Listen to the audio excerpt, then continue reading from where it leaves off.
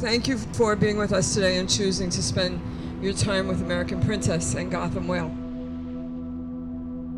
We're going to be pulling out of the dock momentarily. Captain Tom is going to be getting us off the dock.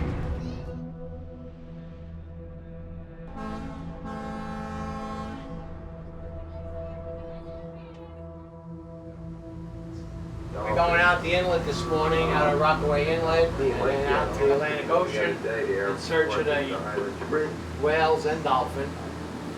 And we'll see what we can find.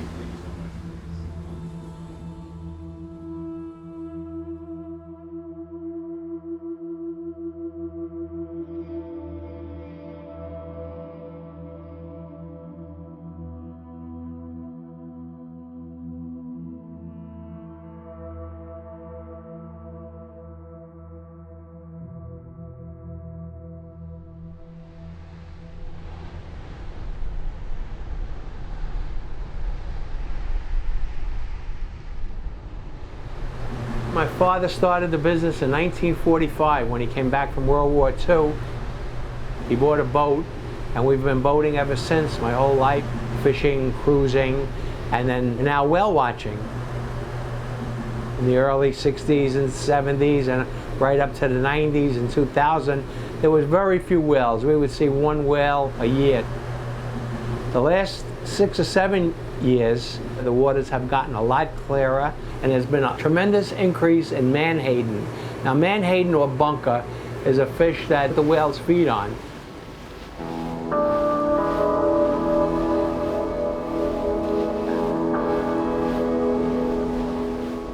Today we have a little wind to deal with, and that sometimes is a problem. When we get out the inlet and it's too rough to go in the ocean, we have to look up in the bay, and that limits us. That probably limits us 50%.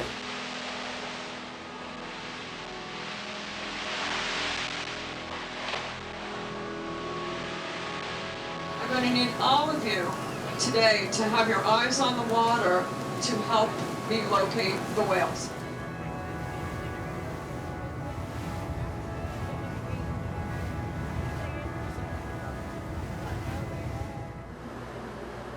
Gotham Whale, we're a nonprofit organization. We do marine education, outreach, and research on humpback whales in the western New York Bight. Paul approached Captain Tom Palladino of the American Princess, told him about what he was hearing. It was corroborating with what Captain Palladino had already heard himself. And so they formed this partnership between the American Princess and Gotham Whale. They are our platform, and we are the research and education arm.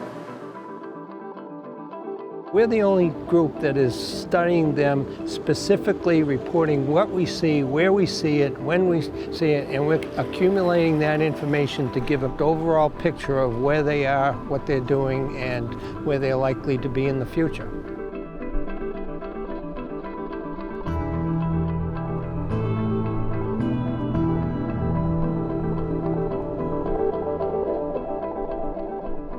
It's just amazing to think that these animals are right here in Brooklyn. However, there's a wonderful print that was done by a Dutch explorer in 1678 that shows the entrance to the harbor, the Verrazano's Narrows, and he drew a number of whales right in the same area that we're seeing them. So instead of having the Coney Island amusement in the background, they had whales just in the same spot. But of course, they were hunted out almost to extinction during the golden era of whaling.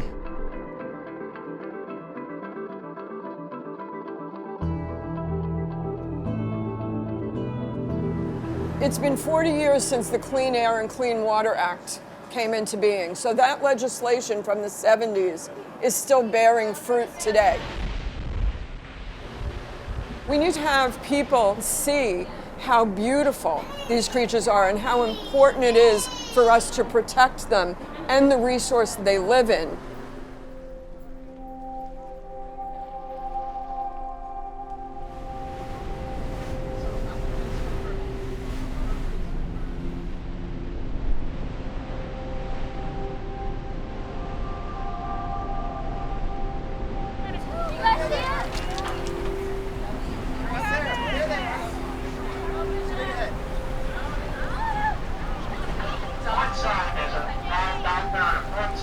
outside.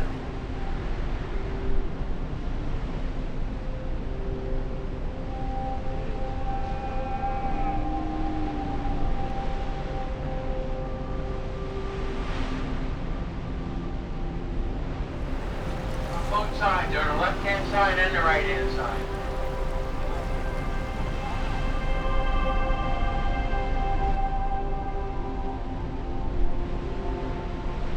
Early part of June, we were seeing multiple whales each time that we went out. And then for some reason that we have not identified, the whales went away.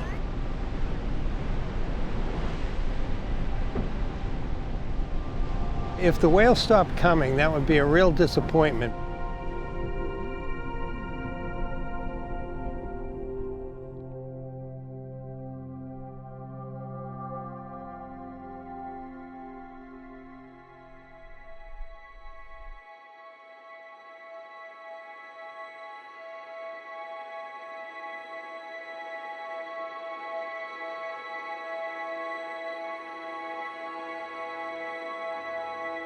Well, we had one report of a whale in the area yesterday, so we're hoping he'll stay around.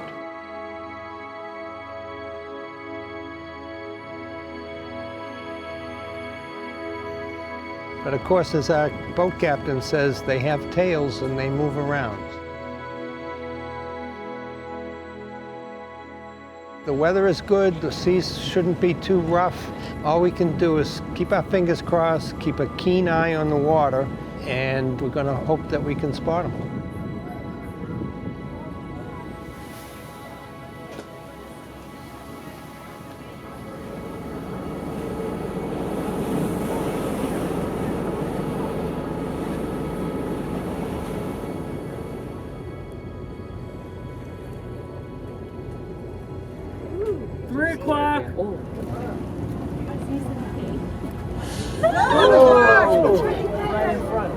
Directly in front of us.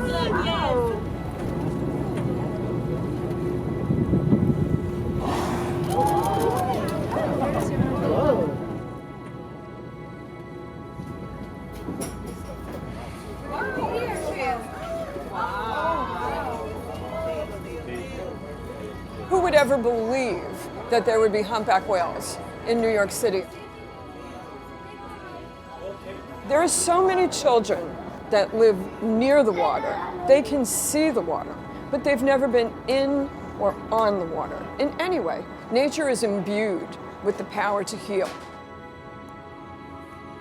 Bringing people out here onto the ocean to be able to see the magnificence of the creatures that live underneath the water in their natural environment, get them connected, they will be more apt for the rest of their life to know how important it is to preserve and protect this environment.